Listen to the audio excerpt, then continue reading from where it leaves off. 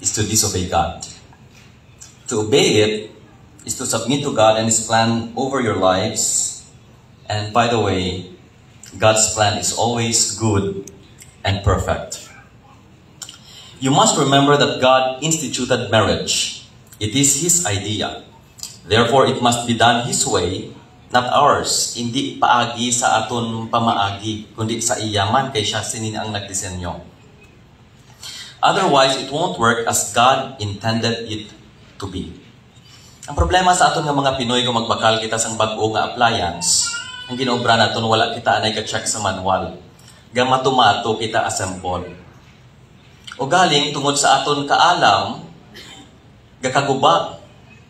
Kung diin na galing nga maguba na, kaya wala kita nag-check sang manual, dito pa lang kita mangita sang manual.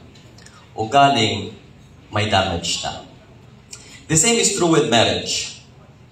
It is God who designed it. It is God who instituted and created marriage. It was His idea. But the problem with us is this. Sometimes we are doing it our way without consulting God. So, Rans Kagnanet, please listen carefully sa akong paghahambalon. Because this is God's design and order. Because God is a God of design and order. In creation, everything was created with design and purpose. He created light and separated light from darkness. He created the waters, and out of this water comes dry land. He also created the heavenly bodies, the sun, moon, and stars, to mark days, seasons, and years. Different design, different purpose. Then God created Adam. But one day He saw Adam was lonely and said, "It is not good for a man to be alone." So He created Eve from Adam's rib. Ginkuha sa rib ni Adam si Eve. Eve is Adam's missing rib. Okay, ang babae ko, no, amo na siya ang missing rib sang lalaki. There was a member sa church na namangkot sa akon, kung ang wife ko, no, or ang bride is the missing rib, how about ko, no, ang kabit? Pakta nyo. Okay, ang kabit ko, no, spare rib. Di kabay pa, hindi ka kauyon sang spare rib. To find a wife, therefore, is to find that missing piece of your life. I don't know if all the husbands here would agree. To find a wife is to find that missing piece of your life. Kaya hambal sa Biblia, he who finds a wife finds a good thing. So you found a good thing sa kanya. God's design is good. He created Eve for Adam. It was Adam and Eve, not Adam and Steve. Ang kalibutan subong ginabaliskat na nila. Man and woman, two completely different creatures and individuals. Again, in creation, there are different colors, different notes, different shapes, different flavors, different birds and animals, different trees and flowers. God created differences because He wants each of us to be unique and special. There is beauty in differences. For example, I want to give you an illustration and a practical one. Kung ang lalaki magbakal sa sapatos, and I experienced this myself. Kung ang lalaki magbakal sa sapatos sa mall o pwede yung asawa, madritso lang na siya sa balaklan sa sapatos. Mapili, magwa, kag magbayad. Ang babae, hindi. Okay. Kag na-experience yan, kumani sa akon asawa. Kaya nga, kung ang babae magbakal sa sapatos, malibot na, libuton niya ganyang bilog na section. For example, sa SM kami mabakal. Okay? Libuton mo ng bilog na SM, pati kid section. Pero, din ka mabakal. Hindi ka pa na magbakal sa SM. Sa Robinsons ka pa na mabakal. Okay? Lain ang babae sa lalaki. For example, kung ang babae magtrangkaso, kaubra pa na iya bilog na adlaw. Pero kung ang lalaki magtrangkaso, daw mapatay na na. Di na nakabangon. Gapaagot. Ari pagyan, and I hope not nga hindi ka ma-shock. Ang lalaki, malilipaton. Agree mga babae? Kakalipat na sila, especially sa anniversary, kag even birthday. Ako, I've been married for almost 12 years, kag amo ini ang isa sa mga ginasungguran sa ako nasawa, kay kakalipat ako. In fact, anniversary sing nanay kag sing tatay ko, kag ang hambal ni nanay sa akon, kuno boy, wala ka grade si tatay mo. Because ang mga lalaki malilipaton. Ang babae, hindi. Kaya nga, madumduman sang babae ang tanan. Pati ang sala mo 10 years ago. So, hindi ka makipot. Now, what is my point? God made the man and the woman unique. Both of you are special. Both of you are unique. Again, two completely different individuals joining together in marriage. Now, if you don't understand this, makibot ka. Nga alain siya, alain ka man. Ginhungod na ni Lord, and there is a purpose for that.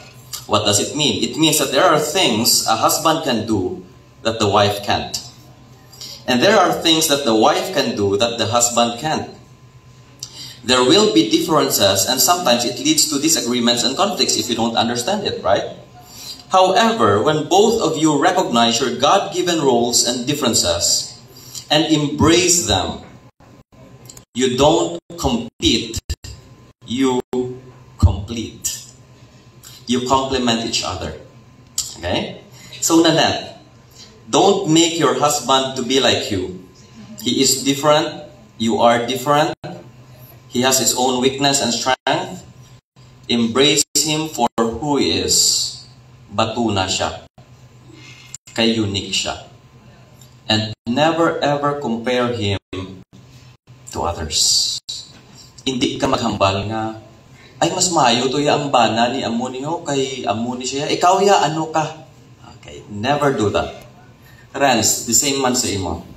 Don't make your wife to be like you or fit your ideals. She is different. You are different. She has his own weaknesses and strength. Embrace her for who she is. And again, never ever compare her to others. Especially kita nga mga boys, mahilig kita mag-Facebook. And sometimes kung may gwapa nga mag-agi, di ba ka scroll down ka? Kung may gwapa nga mag-agi, kina-scroll up mo, balik. Kabalo ko ay. Di lang ko manugit. Pero never ever compare your wife to other women. She is unique and she is beautiful in her own ways. Now, discover each other's uniqueness and weaknesses. Ibalua. And make them work together. And you will find out that differences is a beautiful thing. Also, here's the common error naton. We think that love and marriage is a fantasy. Nga ginambal ko ini. Because growing up, we are made to believe that when we find the one, right? Your prince, and then your princess. Something iban babae, Disney princess, pagtulog nila kagalingon, no? We are made to believe that when you find you're the one, you will live happily ever after. And Nanette, don't imagine nga si Renz is your Prince Charming who saved you from a dragon. Sometimes pwede yakit sinaamunin. Now, because later on, basi ikaw galiyang tutuod ni dragon. Nga ginambal ko ni, because we have a lot of expectations sa marriage. And the higher the expectation is, the greater the disappointments are. Right? Marriage is not a smooth sailing journey. It is more like a roller coaster, up and down, filled with moments of joy, may kalipay ginaya, but also has its shares of sorrow. And along the way, you'll encounter unexpected challenges, pain, betrayals, unmet expectations, and even hardships that can put a strain on your relationship. When the hurt runs deep, the temptation to walk away can feel both immediate and justifiable. Thus, listen to this. Love and forgiveness is not only important in marriage, but necessary. Kung wala sang pagpalangga kag sang pagpatawad, ang marriage can never survive. Both of you are imperfect. Both of you are flawed. You can commit mistake. And sometimes mistakes nga hindi mo ma-imagine nga to the point nga maghambal ka sa imo asawa, daw hindi tanaka mapatawad. But then again, ang marriage is a lifetime commitment. It is a covenant, not a contract. So again, forgiveness is not only important, it is a necessity. It is necessary. wala subong ang nanay kag ang tatay ninyo nagdugay kung hindi ni sila kabalo magpatawad. Agree sa mga nagdugay na sa marriage? Right? Ang hambal sa Biblia, love is patient, love is kind. It is not self-seeking. It doesn't keep a record of wrong. Again, madinumdumon ang babae. Hambal sa iban, hindi ko yan madumot. Madinumdumon lang. Kag mahambal na sometimes nga, ginpatawad ka pero hindi ko git malimtan ang ginhimo mo sa akon, pero ginpatawad taka.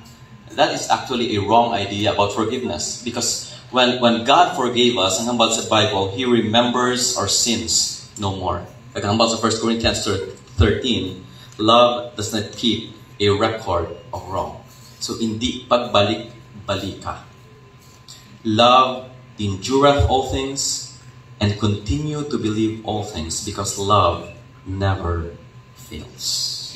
Love and forgiveness. Put it in the center of your marriage. Ari paget. Pride and selfishness. In relationships, tandaan nyo, conflicts are normal. Normal din na siya nga mag-away kamo because again, bago na kagina, there are differences, right? What is it normal is unresolved conflicts. And kabalo ka mo sa rason nga ang conflict, bisan gamay lang sometimes hindi ma-resolve. Kabalo ka mo anong rason? Isa lang yun. Pride. Pride. Pride will exaggerate both the offense and the hurt. Now, if you want to trace the root cause of conflict, kung may away, bigyan mo for example, nagmaabot kinanya. Kung gusto niyo solbaron dayon, ang una ninyo nga tan-awon is your pride. Check your pride first. Why? Once you have dealt with your pride, there would be forgiveness and harmony in the family. Bugalan man ang problema nato. That's why ang hambal sa Biblia, above all things, guard your heart, for from it comes all the issues of life. So that is my charge to both of you. Now, isa-isa ho naman naton. To the wife, una. Sa imonet. And then mabalos na karon si Renza.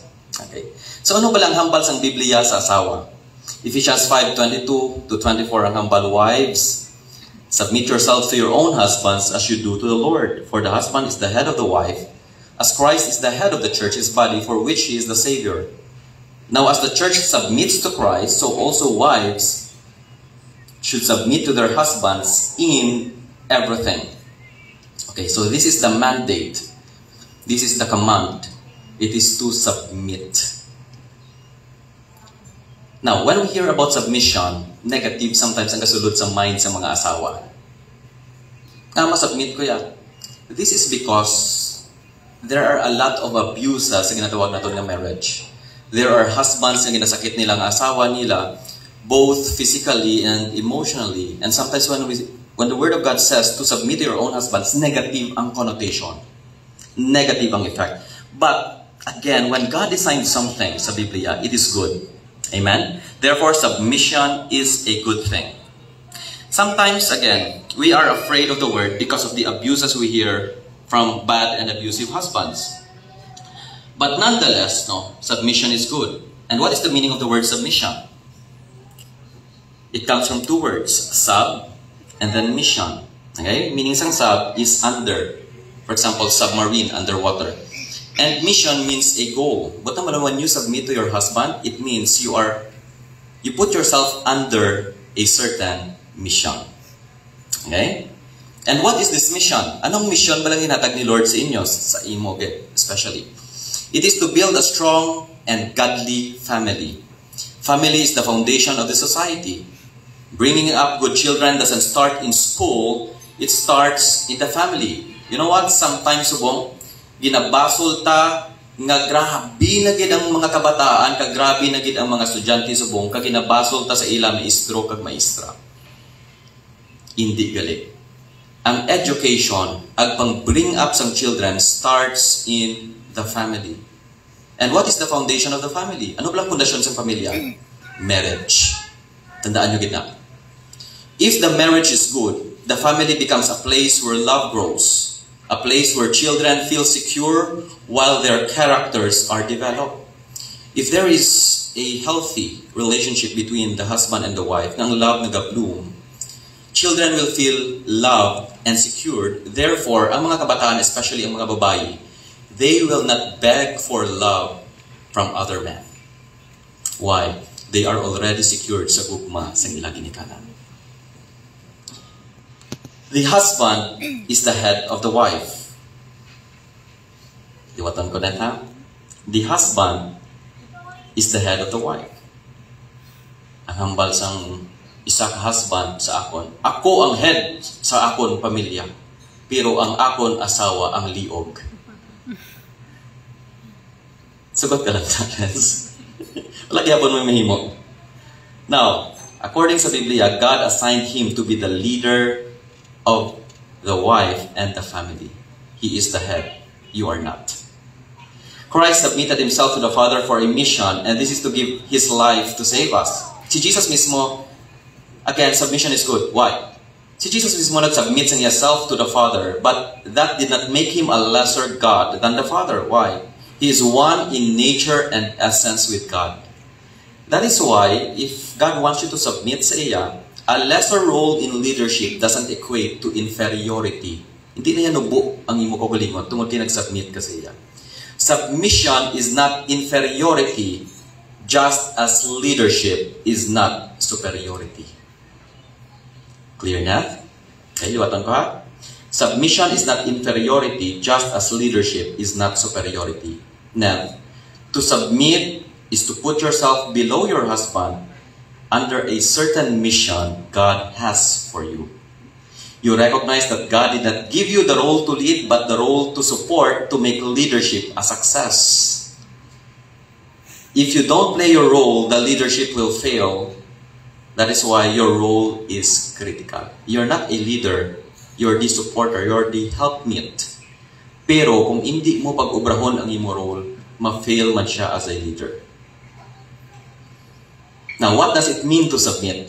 Ano gid ba lang ginanamin kung magambal kita mag-submit? To submit means that you allow your husband to lead. Do not dominate. Do not dominate. Nga ginhambal ko ini. Tungod kay damo subong ang mga bana sa mga bana nga member sang gang nga ginatawag nga takusa. Batay ka mo sila? Takusa nga gang. Takot sa asawa. I have a friend nga every time mag-upod kami, pastor na siya ha. Nabanin sa akin, picture ta na hindi, picture ta. Huwag mo nga nagkulbaan ka, kid. Kaya nga, inapangita ko ni Mrs. kag dapat makita niya nga upod kita. Di members ang takusa. Mayroon man members ang tigasin, no? Nga tigasaing. Now, we don't want that. That is not biblical. That is not godly. A dominant wife is not a godly wife. Tandaan mo gitna. Okay? To submit means to allow your husband to fail. There will be times nga ang imo opinion is better than him. I don't know kung sino mas alam sa inyo ha. But sadly, there are wives nga mas alam ang git sa bana. Then what should we do kung ikaw asawa, feeling mo mas alam kagag mag-chakto ang imo decision making compare sa bana mo? What should you do? The Word of God says, again, submit. Give the last say sa iya. Although nga dapat mamati ka man sa iya, that is what a good leader do. Kapamati. But then again, you must submit. Give the last word sa iya. Give the last say sa iya. Kaya siya ang leader. Now, mambal ko tayo, Lord, sala man ni, babayi lang. Why? Take it by faith. Kaya mo nang ginsugo ni Lord sa imo. In fact, failure is part of growing up. If you don't allow him to fail, if you don't allow him to lead, he can never grow mature and grow in his leadership sa imo. Okay na? Clear lang? Now, failure again is part of learning. He becomes a better leader if you allow him to fail and help him whenever he fails. Kung ma-fail siya, never say, kita mo? Sala ka ay. Kiti, why ka na mati sa ako naman paulumol sa imo na kanuntutson ta. Amo na? No. Tandaan mo nga kung ang lalaki ginasaligan, kung ang lalaki ginabuligan, they step up. Because a man steps up when his woman believes in him. Pero kung ma-fail siya, ginaput down mo siya, especially in public, amo ginang pinakasubo. Kaya ang lalaki, kaguba ang ilang confidence, ilang kaugalingon. And you don't want a weak leader sa inyo family. You want someone na masaligan nimo, you want someone na confident sa pag-decide sa inyo, sa pag-lead sa inyo. You want a man or a father na pwede dalaganan kung nakulbaan ang imo kabataan. But he can never be that man if you don't support him. If you always put him down. I'm not saying, amo ka na subong ha? Okay? I'm not saying that. But, later in your marriage, kabay pa that you will honor him and respect him. Because again, a man steps up when you believe in him. If you want to be treated like a queen, I know you do. Do you want to be treated like a queen? Okay. Now, treat him like a king. Treat him like a king. To the husband, dili kita ma-end. Ang balkodasig lang, no? Friends. Ephesians 5:25, the Bible says, husbands, love your wife. Your own wife, by the way, not your neighbor's wife. Just as Christ loved the church and gave himself up for her. Now, this is your command. Kagina, you are the head of the family, you are the leader. But the first thing that you should do as a leader is to love your wife. That is your primary role. Therefore, your priorities will change. Ari guilty ako sini. I'm a man almost married for 12 years. And gahambal ako sa inyo, diri sa inyo to nga, but at the same time, I also feel guilty why I'm not perfect. I'm still working on my marriage. Okay? But this commandment is a reminder to all of us that ang aton priority in life as a husband is our wife. Kung ako as a pastor, my priority is not ministry. My priority is not the members of the church. And sometimes, kadamo sa mga pastor's wife ang nagahina, nakit diri, kay napabayaan na sila, kay ang ila, asawa, kag ang ila, ang ila bana, mas laban pa sa ministry kag sa church compare sa ila. Your priorities will change. Ang imo priority, friends, hindi imo trabaho, okay? Hindi imo barkada, kundi imo asawa. Ari pagit, hindi man ang kabataan. You know what? Sa marriage subong, kung may bata na, ang priority nagsaylo na sa bata. Di tanawa na even magtulog ka mo, di inang bata, ara sa tunga. Di paano na mamanghuran kung ara sa tunga. You get my point? Ang inyo priority is not your children. Ang pagpalanggaan ninyo dapat amo ng prioridad kay naa. If you make your wife your priority, kag ginapalangga siya maayo, mas maayo pagid na ang pagpalangga na ginahatag niya sa imo kabataan. Because she is loved.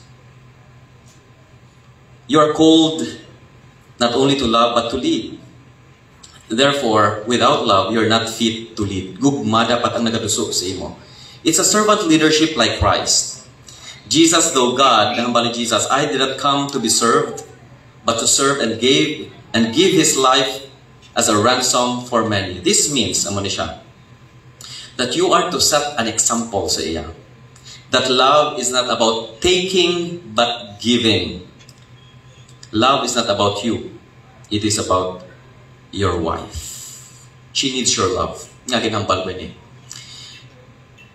There was once a pastor na naghambal in the pulpit. Hambal niya. And I don't know if you would agree that the woman is the most complicated creature in the world. Pinakakomplikado nga tinuga sa bilog ng kalibutan. Agree ka mo, hindi ka po risong ibang mong babae. And somewhat that is true. Why? Paano ka nambal? Because sometimes ang mga babae, nag-demand sila nga inchindihon mo sila, pero sila mismo wala kinchindi sa ilang kaugalingon. Ano ang aton role as a husband? Again, she needs your love. Because women are emotional than men. They experience hormonal imbalances. Amuna, na hindi ka matingala, na daw permilang ginaabot ang imo asawa. Kay damo na sila hormonal imbalances. From pregnancy, after giving birth, monthly period, menopausal, and sometimes anxiety attack. Because they are the weaker vessel ang hambal sa Bible. So be a strong man who makes her secure sa imo pagpalangga sa iya. You need to be a man that becomes her safe place. Hindi nga kung magtaas ang emosyon niya, sabayan mo man. Hindi na pwede, dapat kalmado ka. Kung ginapaarakan ka sa babae sa imo, sometimes may amo magiging asawa eh. Ito kung sa pusil pa daw, gatling gun. Kalma ka. Okay? Relax. Inchindiha ang imo asawa. Ihag. Kung hindi pagit maguntat, kagdaw ka pa bugit-bugit, pagit dakpa sa liog, kag lips to lips. Kulang lang na sa pagpalangga. Okay lang na, Rans? Okay. Now, you are to make your wife submit to you not by force, but by love. Ang hambal sang isa ka bana, submit ka sa akon kay ako bana, ako ang lalaki. Now, that is not submission and that is not leadership. When you lead, it is not by force nor by responsibility. Because love is not about dominating or manipulating.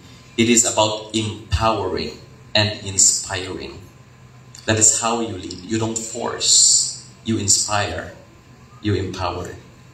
Kaya ang babae nga ginpalangga maayo, hapos na sila mag-submit sa ilapana. Hapos na sila mag-honor sa ilapana. Sometimes kareklamo kita ng mga bana nga wala ka-submit ang ato na sa Hawaii because kiti wala naman ginpalangga maayo. Palangga abala tudo-tudo kay ka-behave na. Okay? Now, be a husband. And very interesting, kasi sa Biblia, ang meaning sa word ng husband is a farmer. Genesis 9:20, ang hambal, Noah is called a husbandman, which means a cultivator of the land. Manog, I don't know, ano ang farmer si Ilonggo? Mangunguma, okay? Now, that is the meaning of the word husband, gali, mangunguma. And it's a good thing, by the way. Praise God sa atong mga farmers. Why? It means you cultivate the land, ikaw ang nagapatubo. So, ikaw ang leader. Don't expect na siya na yung mag-lead sa imo sa pagpatubo, una sa Ginoo, kag una as a person. No, that is wrong. That is not God's design. Rens, okay? You have accepted Jesus Christ as your Lord and Savior sa atong counseling. You grow that relationship sa Ginoo. Kaya nga, ikaw ay dapat una mag-grow. Kilalaman mo si Lord. Kaya kung mag-grow ikaw, you can able to lead her sa Ginoo. Hindi pwede balis ka. Because you are the husband.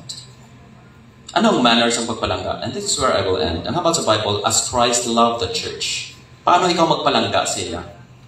Una, unconditional.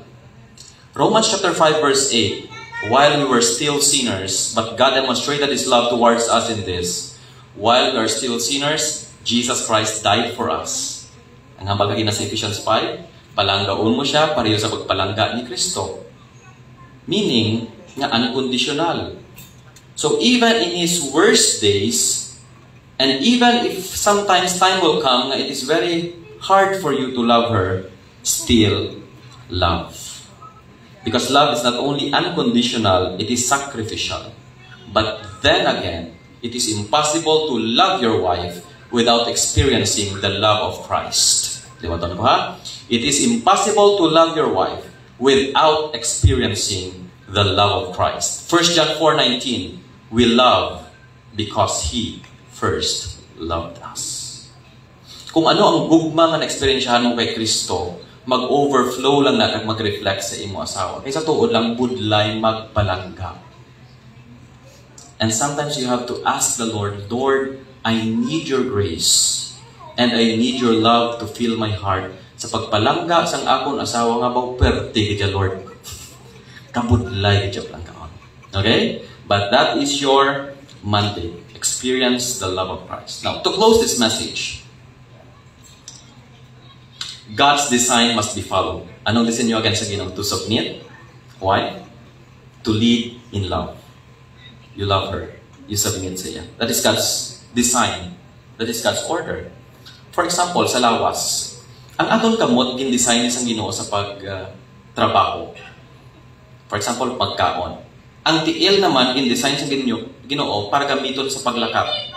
What if, kung ang tiil, ginbalis ka na ito ng role, kag ang purpose. What if, kung ang tiil, gingamit ni mo magkaon, kag ang kamot, gingamit ni mo maglakap.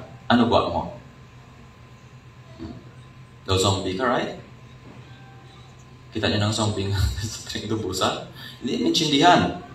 Because wala gi-follow ang designs ng Ginoo. That is why sometimes again, ang marriage naton doesn't work because we don't follow God's design. It results in chaos. For example, back in the Garden of Eden, supposedly, Adam would listen sa Ginoo. But you know what? He listened to his wife. Supposedly, si Eve magpamati sa kay Adam, not sa kay Satan. But Eve listened to Satan. The order was not followed. And it resulted to sin and death and chaos. That is why, subong, we all experience ginatawag naton nga death because of the sin of Adam and of Eve. And it has something to do with marriage. They did not follow God's design. But praise God, because He sent the Lord Jesus Christ. Ang hambal sa Bible, Jesus is the second Adam. He perfectly loved us. And in Colossians ang hambal, Jesus holds all things together. What is the point here? You are both imperfect sinners. You need Christ in your marriage. When you put Christ in the center, things happen. But if you remove Christ in the center in your marriage, things will fall apart. You see that? Because in Christ, all things hold together. Jesus is the sure foundation of everything in our life. Ang bali Jesus? The wise man builds his house upon the rock, but the foolish man builds his house upon the sand. There is only one solid foundation. Ang storm sa kabuhi, normal. When the storm comes, ang hambal ni Jesus, that foolish man who built his house upon the sand, nagsink ang iya balay. Pero ang wise man nga nagbuild sa iya house sa rock, it stood. It withstood the storm. Sa Bible, si Jesus ang ginatawag naton the rock. He is that rock. Butang bala si Kristo sa tunga sang inyo panimalay. Butang bala si Kristo sa tunga sang inyo marriage. Yes, there are problems, there are difficulties. But you will overcome all of them. Because Christ is in the center of your marriage. Now, you want a good marriage? Of course, yes, right? If you want a bad marriage, put yourself first. If you want a good marriage, put your spouse first. But if you want a great marriage, put Jesus Christ first. And I hope, and I pray, nga baluno ninyo ini sa inyong marriage. Alright? Can I request both of you to please stand? And pwede akong request aton nga nagpaon na yung aton nga siya diri para kitaon gid ang aton nga couple. Can you move forward gamay? Na, pwede ka mga forward sa aton dito. And can I request a microphone para sa aton nga couple?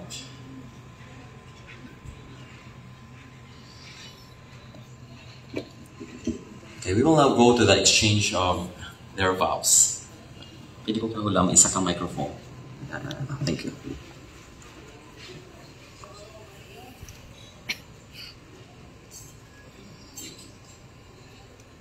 Okay, pwede ka mo katubangay kag kapyutay kamot. Kag tulokay ka mo hindi magtulok sa akon. Okay, ang bukiyan ko.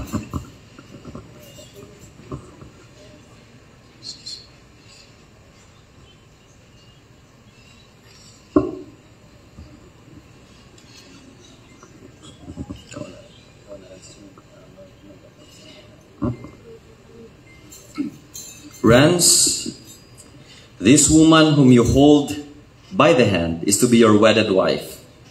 Do you promise that you will love her, honor her, die for her, and keep her in sickness and in health, in poverty as in prosperity, and forsaking all others, keep thee only unto her so long as you both shall live? Do you promise? Tulo ka siya. I do. Okay, ito ginapulbaan pa si Renzo. Okay, Neth, ikaw kapot sa mic. Neth, this man whom you hold by the hand is to be your wedded husband. Do you promise to love him, honor him, accept him, live for him, and keep him in sickness and in health, in poverty and in wealth, and forsaking all other, keeping thee only unto him as long as you both shall live? Do you promise? I do. Balik sa kay Renz, okay, please follow me. Okay, Renz, sundot mo ka. I, state your name. Ngalan mo. I am Rene Ceballos. Take you. Take you. Ngalan niya. Doon nalipat ka pa. Nanatlag mo na. Okay. Lahog lang na rin. Kalma. To be my wedded wife. To be my wedded wife. To have and to hold. To have and to hold. From this day forward. From this day forward. For better or for worse. For better and for worse. For richer or for poorer. For richer and for poorer. In sickness and in health. In sickness and in health. To love and to cherish. To love and to cherish. Cherish. Till death do us part. Till death do us part. Okay. Plakpakan natin si Renz, please. Okay, ikaw na. Balos. I, state your name. I, Nanet Laguna, Take you. take Rene Ceballos To be my wedded husband. to be my wedded husband, To have and to hold. to have and to hold, From this day forward. from this day forward, For better or for worse. for better and for worse, For richer or for poorer. for richer and poorer, In sickness and in health. in sickness and in health, To love and to cherish. To love, and to cherish, till death do us part. till death do us part. Okay, plakpakan natin si Nana, please. Alright, now you will now give your personal vows. Mauna kita sa kay Renz.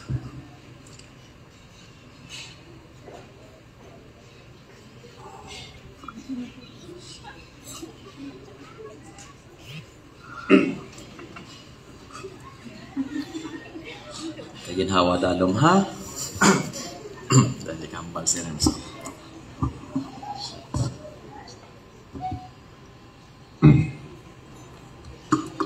I stand before you today with a heart full of gratitude to God for bringing you into my life.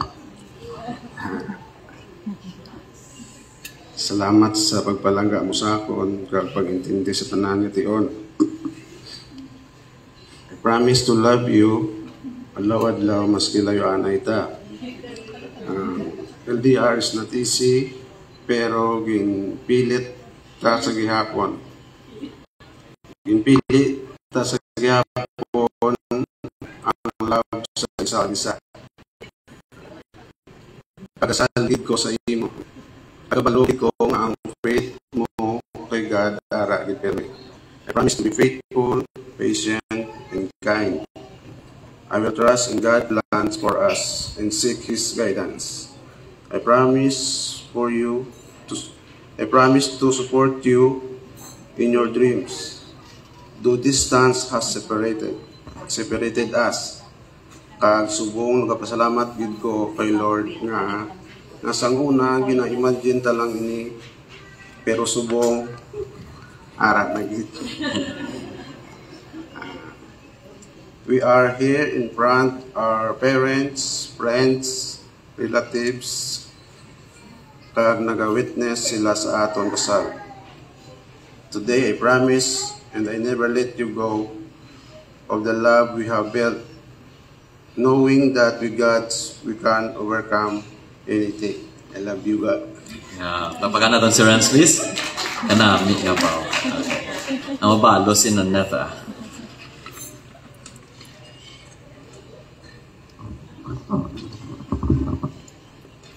God has brought us together through the miles, and I am so grateful that has shown me the beauty of our love even in the distance.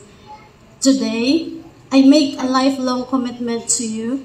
I will promise to always honor you and respect you, just as Christ loved the church.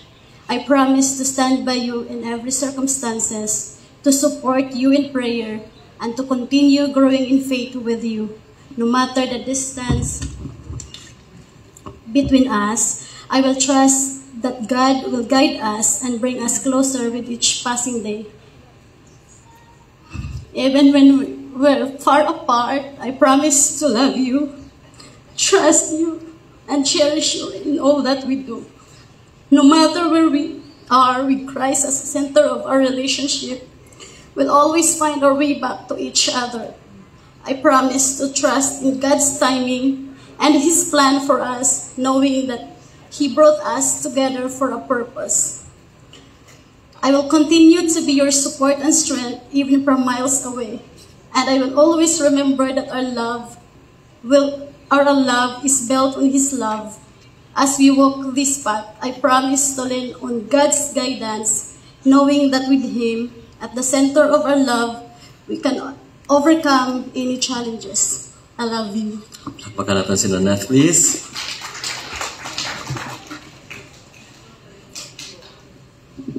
And to seal that vow, we'll now go to the exchange of the rings.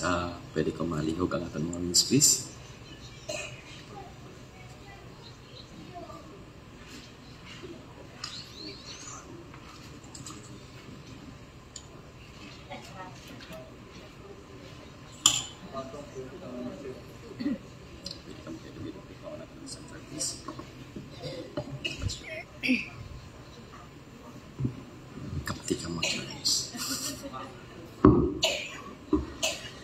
I suspect no way has been found to show one's love for each other than the exchanging of the ring. A ring is as beautiful as love. A ring never ends, and your love will never end.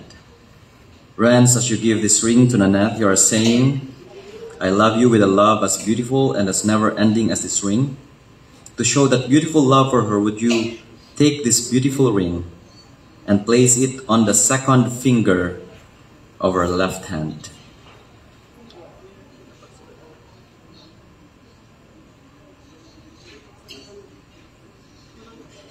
Neth, do you accept his ring and promise to wear it to show the world that you love him?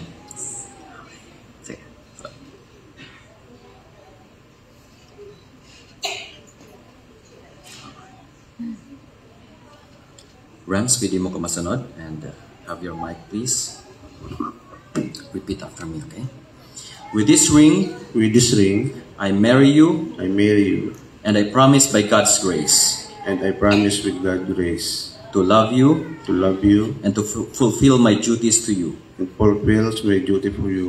In the name of the Father, and of the Son, and of the Holy Spirit. Amen.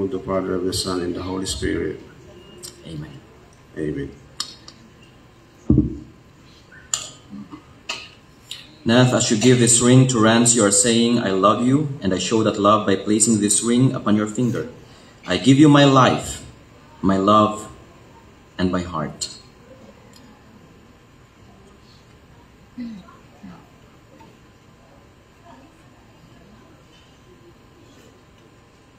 Rance, will you accept this ring and promise to wear it to show the world that you love her?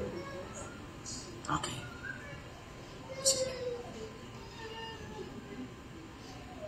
Okay, Neth, please follow me. With this ring, I marry you, and promise by God's grace, to fulfill my duties to you. In the name of the Father, and of the Son, and of the Holy Spirit. Amen. Palakpakan natin sila, please. Thank you so much.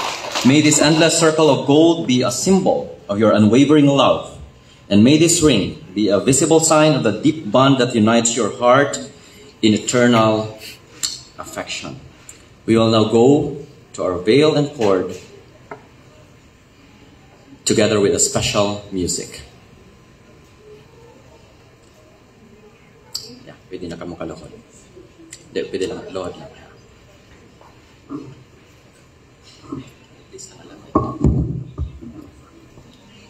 Okay, I think we have a music.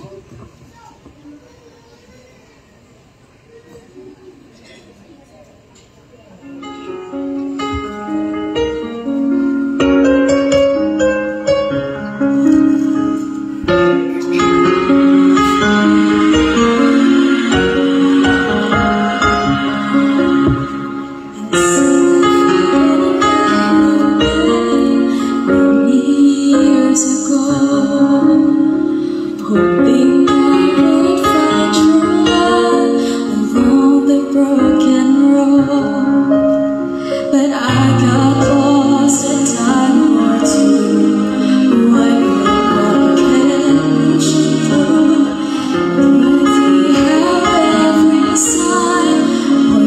straight to you. By this gesture, we emphasize the union and mutual self-surrender between the couple. It further symbolizes the new life of purity as you enter the new phase of your life with Christ. Wear it and stains, let the joy of the Spirit shine through you and your children and grandchildren. Shall we have the court, please?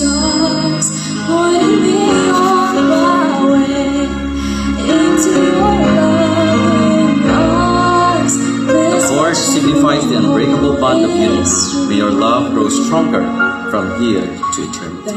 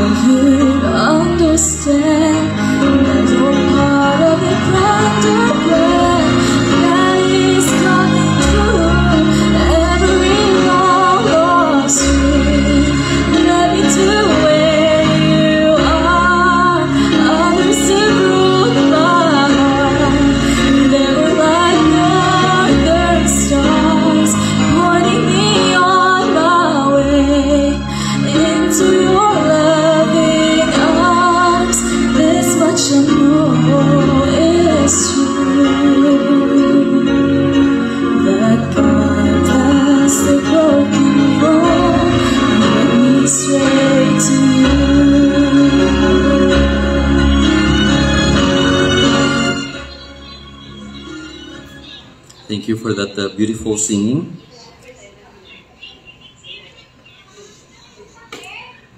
This coin or treasure is a reminder that God is the owner of all things. He is the giver of good and perfect gifts. Therefore, your trust must be in God and not in money. Tandaan kita natin, there's nothing wrong with money. Ang problema sa Biblia is not money, it is the love of money. Never allow money to be the center of your life and of your marriage. So, paano na natin operahon? You honor God in your finances. Neth, you support the church, kung diin na nimo nga home church, local church, or whatever ministries you want to support. Now, you must honor God with that. The same as imo Renz. And Renz, as the primary provider of the family, will you hand these coins to Naneth as a symbol of your commitment to provide for the needs of your family? Buksi lang, dari hatag siya.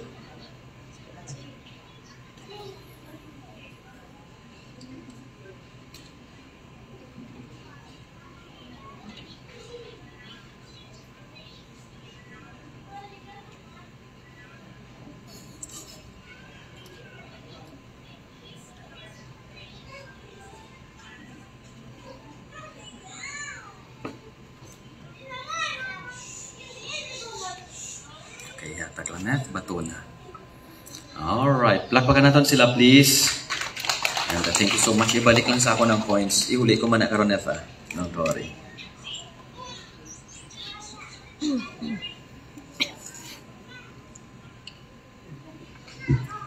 We will now go to our signing of contract. Hindi ko na mapatindog tanan nga maninoy kag maninay, no? But I would like to call representatives. Miss Edna Shocon Porras, please. And Emma Pedrola, Ma'am Emma Pedrola. Pwede ka mo kato dito sa tunga.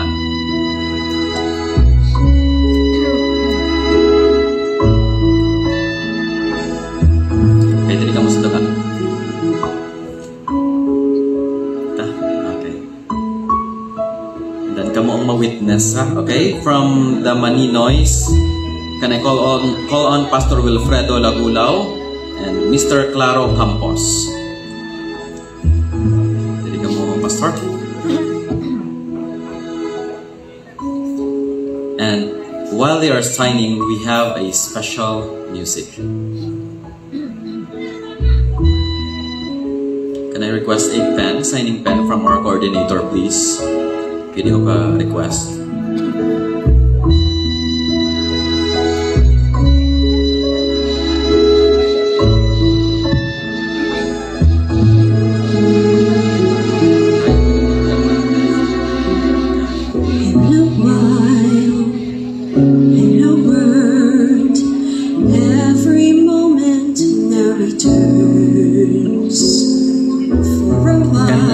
Bible pen, please.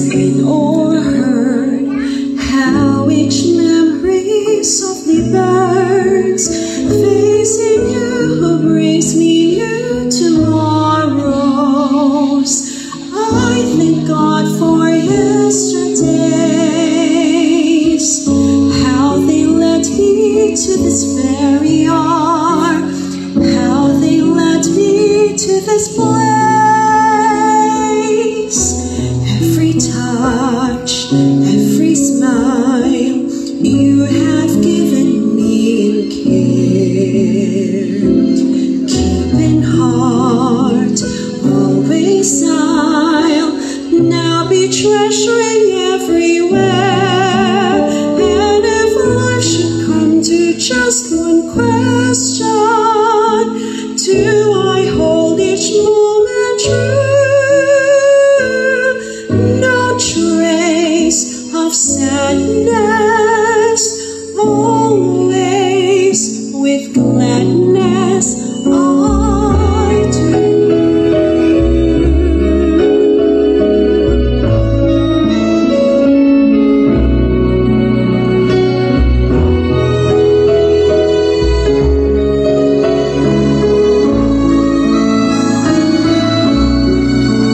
Now a song that speaks of now and ever beckons me to someone new, unexpected, unexplored, unseen, filled with promise coming through. Can I have the Bible, please? Bible. The word, you and I forever change. So clear, never blurred, has the feeling one just strange. And if love should come to just one question, Palakpakan natin sila, please, and can I request the Maninoy and Paninoy representative na pwede na kung balik. Thank you so much.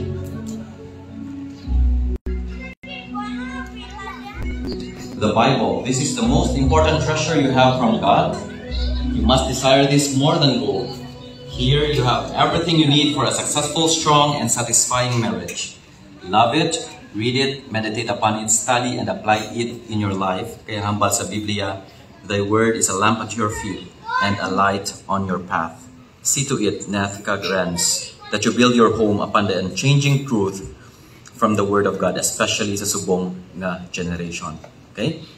I'll have this Bible sa inyo tunga, and you put your hand dira. Okay.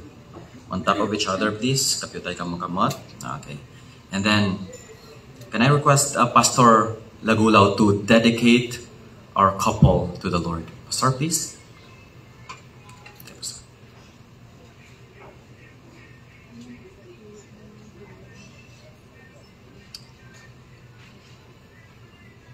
Ginapangabay ko ang tanan palihog sa pagtindukan ay kadali.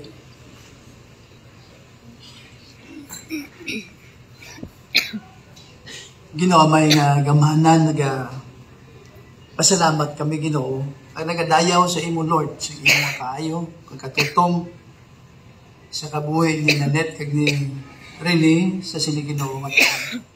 Lord, kabalo kami, nga ginplano nila ini, Ginoo, sang maayo, ginhandom nila ini, Ginoo, ang ilang pagtambipalad, sini nga adlaw. Kag Lord, ini nga tion, hindi ini natabuan, kundi ini ginplano mo, masi ang pulong mo, Ginoo, nagambal nga before the world began, ini Lord nga mga handom sa amon niya kabuhi, gintuyo mo na, Ginoo, sa kay Nanette, kay sa kay Renz. Ginoo, sa tunga sini nga mga witnesses, sa tunga sini Lord nga mga pamilya, sa tubangan sa ilang pastor, kay sa trono sa imo bugay, Ginoo, ari karon, Ginoo, ginadedicate ko ini Lord nga couple sa imo atubangan. Pakamayo, Ginoo, ilang pag-asawahay, sugod karon, tubtob, Ginoo, sa katapusan, nga mag-aupdanay sila, kabay, Ginoo, nga may matutom sila sa imo. Pakamayan, Lord, ilang mga handom sa kabuhi, Pagkamayo ang mga plano nila, pagkamayo ang Ginoo ilang mga kabataan nga mag-aabot sa ilang panimalay. Kagabay nga ang gugma nimo o Dios, ang bugay kag ang grasya ni Kristo Jesus, magapabilin sini Ginoo nga mag-asawa. Ari Lord gida, dedicate namon sa tubangan mo ini nga couple sa ngalan sa Amay, sa Anak, kag sa Espiritu Santo, ginadedicate namon sila. Amen. Pwede nang tanan ka lingkod. Thank you, Pastor.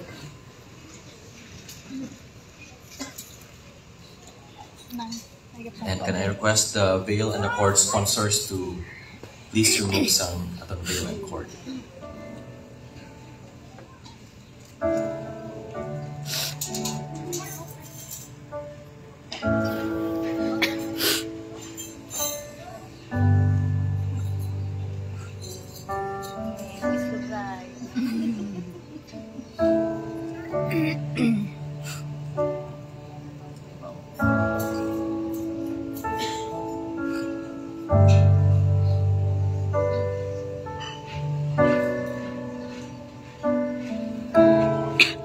Malagalaya sila candlelighting na kami ikaw? Ako si Adrian. Pag-aabot niya din sa last niya. And I request the couple to please stand. We will now go to the lighting of our unity candles. Unity candle, I mean. So what does this mean? The candles on both sides symbolize two separate individuals, while this middle candle, sa kontupad, symbolizes the two independent lives which God has joined together to become one flesh. Ang hambal sa Biblia, in marriage you have become one. Ginisa ka mo ni Lord. So, in your decisions, in your finances, okay, and even in your life, kapugusan sina, God has made you one. So therefore, do everything as one.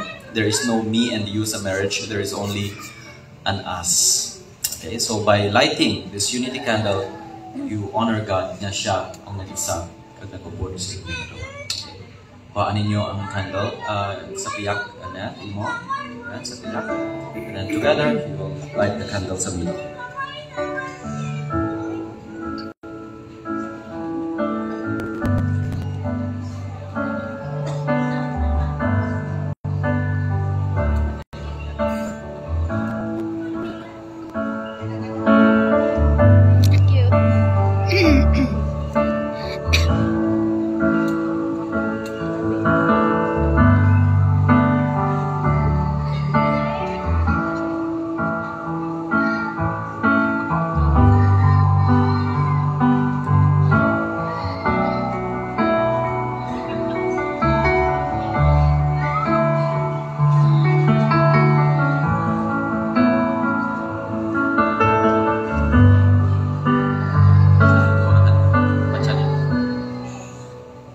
Palakpakan natin sila, please.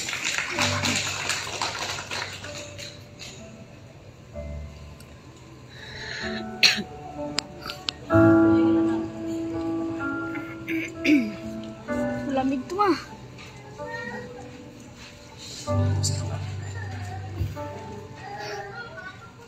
Can I have the parents stand, please, sa mga ginikanan ni Rene and ni Nanette? Pwede ka mo katindog. Dira lang sa kilid Pabilin lang ka mo dira tay. Okay, dira lang sa kilid tindog Dear parents, God's design for marriage is found in Genesis 2:24. Kaganghambal, therefore shall a man leave his father and mother and shall cleave to his own wife. That means, release your child. Buhi sila. Kagpapahi sila. That is perhaps the best wedding gift you can give. Remember, God has loaned your children to you for just few years. They are borrowed treasures, not owned. You are trustees of the treasure, not title holders. And in order for their new relationship between bride and groom to flourish, and their home to begin correctly, allow them to live on their own. Kung sa sa ilong ko pa, simplihon akon, hindi mag-insa sa ila pangabuhi. Kaya ginpakulang sila sa Ginoo sa aton, hindi naton pag-inkahan ang ila pangabuhi. Pero, amo na siya, kung tilangnan nila sang bulig kag sang tapa,